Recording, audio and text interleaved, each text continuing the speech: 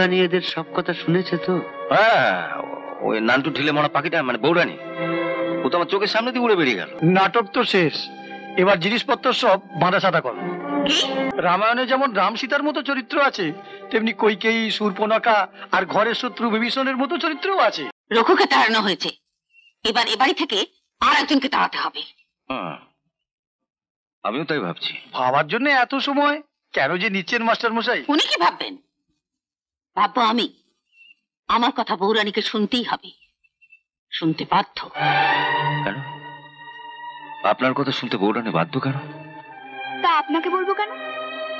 পিসিমা আমার মঙ্গল চান, উনি যা বলবেন তাই আমি করব। মঞ্চে দাঁড়িয়ে সীতা সেজে তুমি রামচন্দ্রের জন্য কেঁদেছিলে। আমার তো ভয় হয় জীবন মঞ্চে দাঁড়িয়েও তোমাকে না ওইভাবে কাঁদতে হয়। আপনি আপনার ছাত্রের হয়ে আমার কাছে এসেছেন তদবির করতে? না না না, আমি তো এসেছি তোমাকে একটা সুখবর দিতে। সুখবরটা কি শুনি?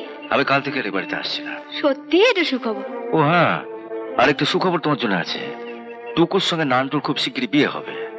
আর ওই এমএলএ রমেন বাবু, উনি খুব শিগগিরই আসবেন তোমার পিসির কাছে বিয়ের ব্যাপারটা পাকা করতে। আসুন আসুন, আমি বৌরানীর মুখে শুনেছি আপনি আসবেন। বৌরানী শুনেছি নাকি তরুণের সঙ্গে ঝগড়া করে আপনার ঘরেই থাকে। আপনি উপরে ওঠার সময় দেখেননি? তো ওর নিচের হল ঘরে ওর পিসমশাইয়ের সঙ্গে গল্প করছে। রমেন বাবু, আপনার ছেলের বিয়ের ব্যাপারে ওপরে কথা বলতে গেলেন, আপনি যাবেন না? না, ওর মা আছে, ওই কথা বলবে। আমি আবার কি বলতে কি বলে বসবো। বড় কাশি হচ্ছে, আমি উপরে যাব না। টেবিলের ওপর আমার কাশির ওষুধটা আছে, তুমি যদি একটু এনে দাও। হ্যাঁ দিচ্ছি। বুঝি ভাবছি আপনার এখানে একবার আসবো, আমার ওই টুকুর সঙ্গে নান্টুর বিয়ের কথাটা বলবো, কিন্তু লজ্জায় আর পেরে উঠছি না। লজ্জা? কিসের লজ্জা? না মানে টুকুর সঙ্গে তরুণের ছবিগুলো তো দেখেছেন, ওই ছবি দেখলে কোনো বাবা মা তাদের ছেলের সঙ্গে কি আমার মেয়ের বিয়ে দিতে চাইবেন? দূর, মা বাবা ওই ছবি দেখে ভুল বুঝবে কেন? ওই ছবিগুলো তো আমারই তোমার তোলা। হ্যাঁ, আপনি যখন তরুণের সঙ্গে টুকুর বিয়ে দিতে চাইছিলেন, তখন তরুণের মাস্টার আর বুড়ো চাকর রঘু কিছুতেই এ বিয়েতে রাজি হচ্ছিল না।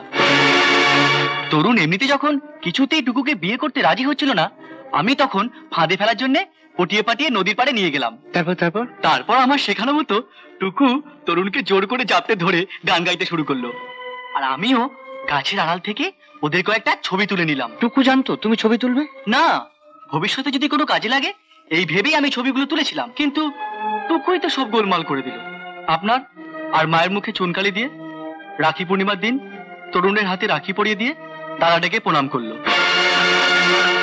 তাহলে এত বুদ্ধি করে তোলা ছবি তোমার কোনো কাজেই লাগলো না? ওর কাজে লাগলো না, কিন্তু আমার কাজে লেগেছে। কি করে? আমি নান্টুকে বলেছিলাম যে ছবিগুলোর মধ্যে থেকে খুব জড়াজড়ি করে আছে এমন কতগুলো ছবি বৌরানীর বালিশের নিচে রেখে দে, যাতে বিছানা ঠিক করার সময় ওরই হাতে পড়ে। দারুণ বুদ্ধি আপনার, আমাদের পার্টি আপনাকে পেলে তো লুফে নেবে। আমিও বুদ্ধিতে কম যাই না। মা তরুণের কাছ থেকে রূপাকে দূরে সরিয়েছে, আর আমার বুদ্ধিতে মা রূপাকে তার বাবার কাছ থেকে সরিয়েছে। আরে তোমার বুদ্ধিতে কি করে হলো? উনি তো শুনেছি দোকান থেকে 1000 টাকা চুরি করেছেন। না না, উনি চুরি করেননি, তবে এমন বুদ্ধি মাকে দিয়েছিলাম যে চুরি না করেও মা ওনাকে চোর সাজতে বাধ্য করেছিলেন। সেটা কিরকম? একদিন দুপুরে দোকানের সব কর্মচারী যখন টিফিন করতে যায়, আমি ঠিক সেই সময় দোকানে গেলাম। আপনি আসুন আসুন বসুন। নমস্কার। শুনুন, আমি একটা খুব বিপদে পড়ে আপনার কাছে এসেছি। বিপদ? রূপার কোনো বিপদ হয়নি তো? না না, আমি যতদিন বেঁচে আছি আপনার মেয়ে কোনো বিপদে পড়বে না। বাঁচালেন। এবার আমাকে আপনি বাঁচান তো। আমাকে 1000 খানেক টাকা এক্ষুনি ধার দিন। এত টাকা আমি কোথায় পাবো? পাবেন কোথায় মানে? দোকানে কি 1000 টাকা নেই? না মানে রণবীর বাবুকে না বলে আমি দোকানের টাকা কেমন করে দেবো বলুন? আপনি তো ওনার কাছ থেকে একটা চিঠি লিখিয়ে আনতে পারতেন, আমি দিয়ে দিতাম। ওর কাছ থেকে নেবার অসুবিধা আছে বলেই তো আপনার কাছে আসা। দিন, তাড়াতাড়ি দিন। হ্যাঁ, তা না হয় দিচ্ছি।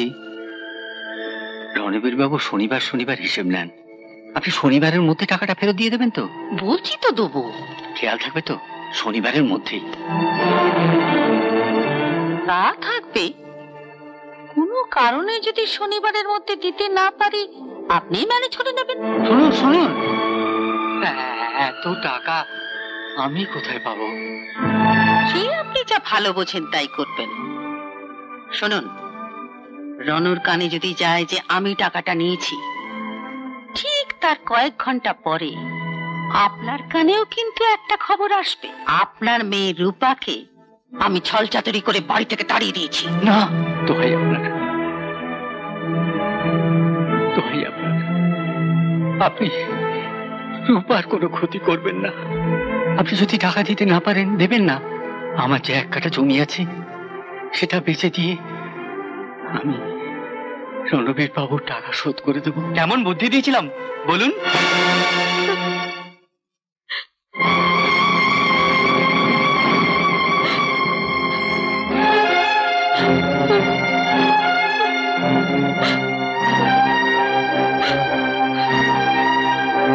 বাবা মেয়ের ছাড়াছাড়ি হলো আর মায়ের 1000 টাকা লাভ হলো। একেই বলে এক ঢিলে দুই পাখি মারা। তুমি তো এক ঢিলে দুটো পাখি মারলে, আর আমি মারলাম। রমণবাবু, হিসেবটা দিয়ে দিন না। বৌরানী এদের সব কথা শুনেছে তো? হ্যাঁ, ওই নান্টু ঢিলে মারা পাখিটা মানে বৌরানী, ও তো আমার চোখের সামনে দিয়ে উড়ে বেরিয়ে গেল। বৌরানী যদি এদের কথা নাও শুনতো, শোনাবার ব্যবস্থা আমি করেই রেখেছিলাম। ছোট্ট এই বিদেশি টেপ রেকর্ডারে মা বেটার সব কথা রেকর্ড করা আছে। দিবানন্দ বাবুকে তো ধন্যবাদ জানাতে হয়। তিনি কাশির ওষুধ আনবার নাম করে ঠিক সময় রূপাকে নিচ থেকে ওপরে পাঠিয়ে, যাতে ঘরে সব কথা শুনতে পায়। নাও, নাটক তো শেষ, এবার জিনিসপত্র সব বাঁধা সাদা করো।